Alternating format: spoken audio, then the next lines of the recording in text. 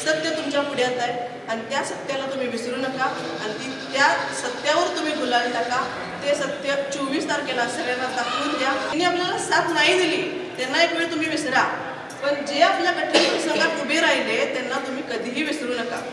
सभेसाठी जमलेले व्यासपीठावर जमलेले माननीय सदस्य आणि आपण सारे बंधू भगिनींनो, आपण सर्वांना मी पल्लवी अभिजित पाटील सडोली तुम्हाला चिन्हप्रवाशी सप्रेम नमस्कार।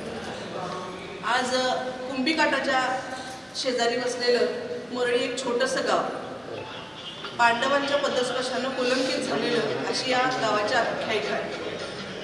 आणि इथं हे ज्योतिर्लिंगाचं मंदिर म्हणजे धर्मराजाचं मंदिर, या मंदिराची अशी आख्यायिका आहे की सत्याच्या दिशेनं या देवाचा निकाल असतो।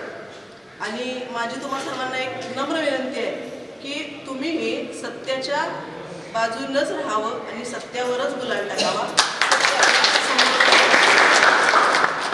आज आपले सरपंच दादा म्हटले की या गावात बरेचसे कर्ज वाटप झाले आणि ते कितपत जाण होतात हे आम्हाला आता बघायचं आहे। तर मला सांगायचं आहे बंधूंनो की ज्यांनी आपल्याला साथ नाही दिली त्यांना एक वेळ तुम्ही विसरा, पण जे आपल्या कठीण प्रसंगात उभे राहिले त्यांना तुम्ही कधीही विसरू नका।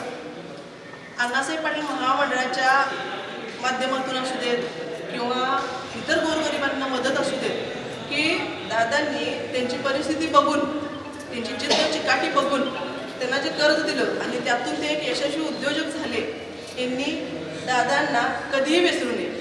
आणि म्हणूनच मी सांगते सत्य तुमच्या पुढ्यात आहे आणि त्या सत्याला तुम्ही विसरू नका आणि त्या सत्यावर तुम्ही गुलाल टाका। ते सत्य 24 तारखेला सगळ्यांना दाखवून द्या आणि 24 तारखेला ह्या 21 जणांवर गुलाल टाका आणि या भगिनीला एक छोटीशी भाऊबीज द्या। जय हिंद, जय हिंद।